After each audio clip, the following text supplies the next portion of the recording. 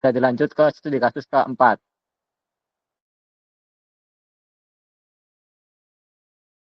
Ya, lanjut ke hasil diskusi kami dari studi kasus keempat, yaitu pengaruh kondisi mikroklimat inkubator terhadap keberhasilan penetasan. Bisa lanjut ke latar belakang aja, Mas. Nah, penetasan ayam merupakan tahap krusial dalam siklus reproduksi unggas yang melibatkan pemeliharaan dan perawatan telur hingga menetas menjadi anak ayam. Inkubator memainkan peran sentral dalam proses penetasan ayam. Alat tersebut dirancang khusus untuk menciptakan lingkungan yang ideal bagi perkembangan embrio ayam. Inkubator modern dilengkapi dengan teknologi yang memungkinkan pengendalian suhu dan kelembapan secara presisi, dan suhu merupakan salah satu faktor paling kritis atau paling penting dalam penetasan telur ayam. Ya, lanjut ke rumusan masalah. Yang pertama ada faktor lingkungan di dalam inkubator. Apa saja yang menentukan keberhasilan penetasan? Yang kedua, mengapa penetasan pada mesin tetas 1 hasilnya lebih rendah dibandingkan dengan mesin tetas 2? Yang ketiga, mengapa induk dan telur yang dihasilkan berpengaruh terhadap keberhasilan penetasan? Dan yang keempat, jelaskan interaksi antar kualitas telur dengan kondisi mikroklimat inkubator. Ya, selanjutnya ada pembahasan, yaitu pembahasan faktor lingkungan di dalam inkubator. Apa saja yang menentukan keberhasilan penetasan? Banyak faktor yang mempengaruhi daya tetas telur, cara atau metode penyimpanan, pengaturan suhu dan kelembapan inkubator, kebersihan telur, pengumpulan, dan penyimpanan telur.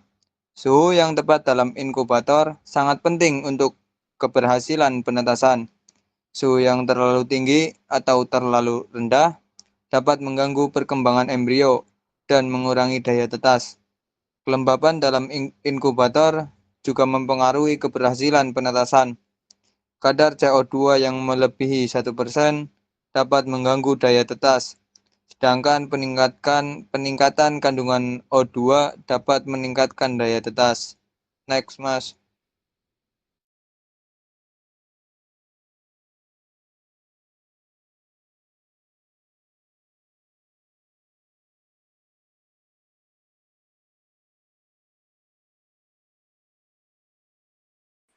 Oke, selanjutnya pembahasan mengapa penetasan pada mesin tetas 1 hasilnya lebih rendah dibandingkan dengan mesin tetas 2.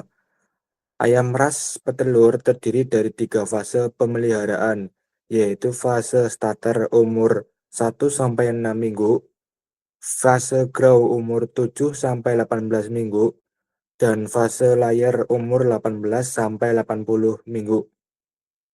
Umur induk yang ada pada penetasan mesin tetas 1 adalah 24-30 minggu, merupakan periode awal produksi. Induk masih dalam proses penyesuaian dan telur yang dihasilkan belum optimal. Mesin tetas 2 berasal dari induk umur 32-40 minggu yang sudah optimal dalam produksi. Suhu yang lebih hangat pada mesin tetas 2 akan sesuai untuk metabolisme embrio pada telur. Kelembaban yang lebih pada mesin tetas 2 yaitu 70% menjadi hidrasi telur dan mencegah embrio kekeringan. Next, Mas. Selanjutnya, mengapa induk dan telur yang dihasilkan berpengaruh terhadap keberhasilan penetasan? Induk dan telur yang dihasilkan sangat mempengaruhi keberhasilan penetasan induk.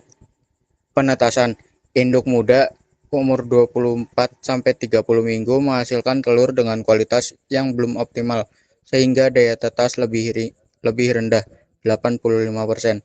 Kematian embrio lebih tinggi, 7%, dan anak ayam yang dihasilkan cenderung lemah.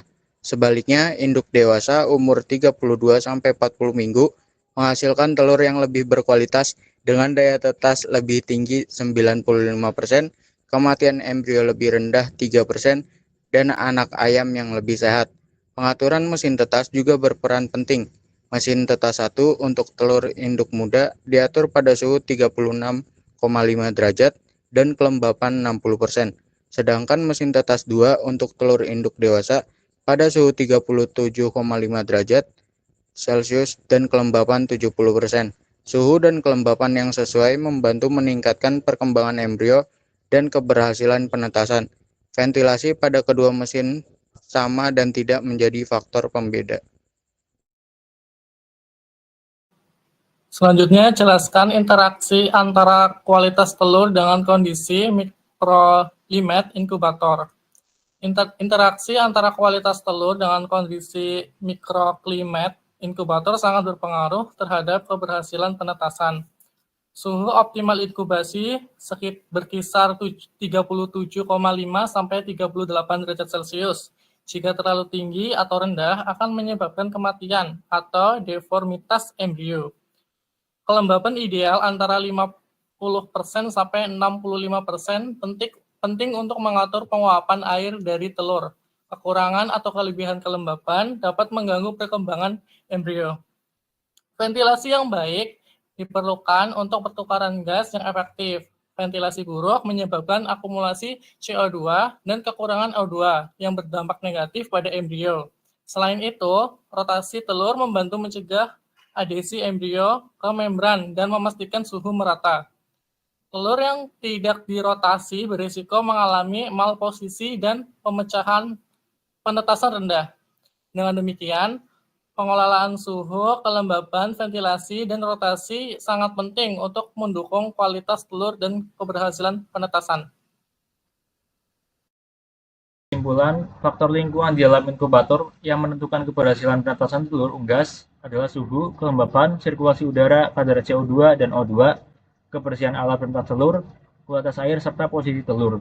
Faktor yang pada pengaruh suhu dan kelembapan yang kurang tepat selama periode inkubasi akan menghambat perkembangan embrio yang berdampak pada daya tetas. Suhu juga mempengaruhi hasil pada mesin tetas 1 dan 2. Selain dipengaruhi oleh suhu, perbedaan hasil pada kedua mesin tetas tersebut juga dipengaruhi oleh umur induk pada mesin kedua lebih matang.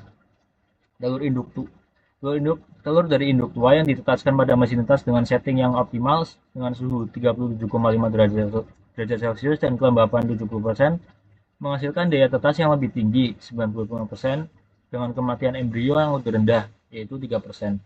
Dan performa ayam yang lebih baik dibandingkan dengan telur dari induk muda yang ditetaskan pada mesin tetas dengan setting yang kurang optimal dengan suhu 36,5 derajat Celcius dan kelembapan 60%. Kualitas telur dan kondisi mikroklimat dalam inkubator saling berinteraksi secara kompleks. Suhu, kelembapan, ventilasi, dan rotasi telur semuanya merupakan faktor kritis yang harus dikontrol secara hati-hati untuk memastikan penetasan yang sukses. Ya, mungkin sekian penjelasan dari diskusi kami mengenai studi kasus keempat. Mungkin ada mungkin bisa ditanyakan, mungkin cukup 2 pertanyaan dari kelompok B.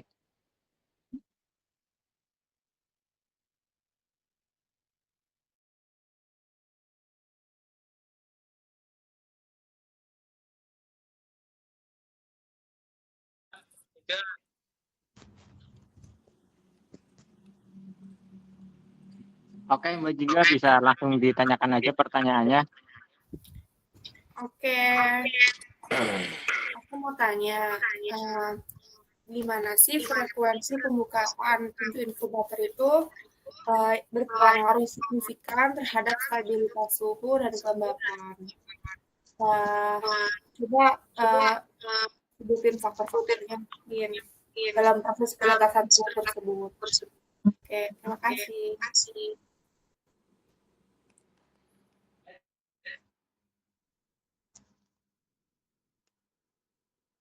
Oke, bisa dilanjut untuk pertanyaan kedua.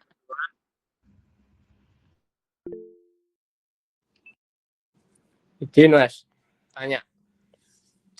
Oke, Mas Sulfan. Ada nggak sih Mas pengaruh posisi posisi telur dalam rak inkubator. Kayak misalkan kan telur itu ada yang di atas, ada yang di bawah, ada yang di tengah. Itu berpengaruh nggak terhadap suhu yang diterima dan ngaruh nggak ke hasil penetasannya? Gitu. Cukup.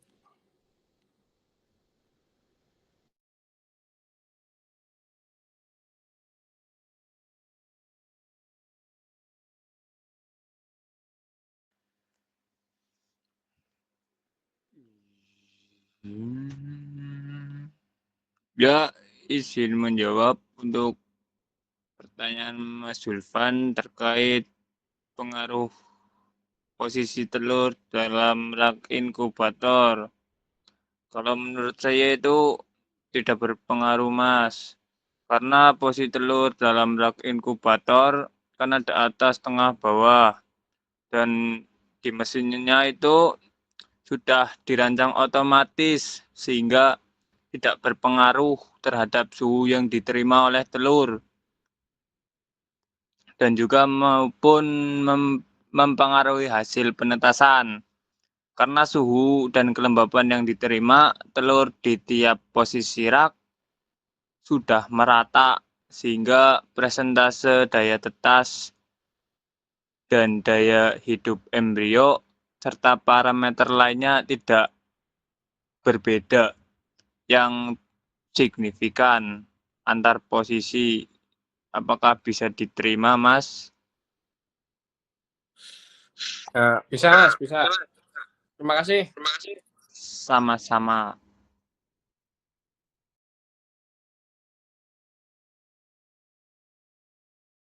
Izin menjawab pertanyaan dari Mbak Jingga tentang apakah frekuensi pembukaan pintu inkubator berpengaruh terhadap stabilitas suhu dan kelembapan. Nah, stabilitas suhu dan kelembapan itu merupakan dua faktor krusial dalam proses penetasan telur. Jadi sangat berpengaruh untuk frekuensi pembukaan pintu inkubator. Karena ketika pintu dibuka tuh udaranya panas dan suhunya tuh akan rendah. Nah, terus juga untuk kelembapan sendiri tuh saat pintu dibuka tuh kelembapan langsung menurun karena terjadi pertukaran udara dari luar dengan udara di dalam inkubator. Nah, dampaknya sendiri tuh daya tetas menurun karena suhu dan kelembapan tidak stabil.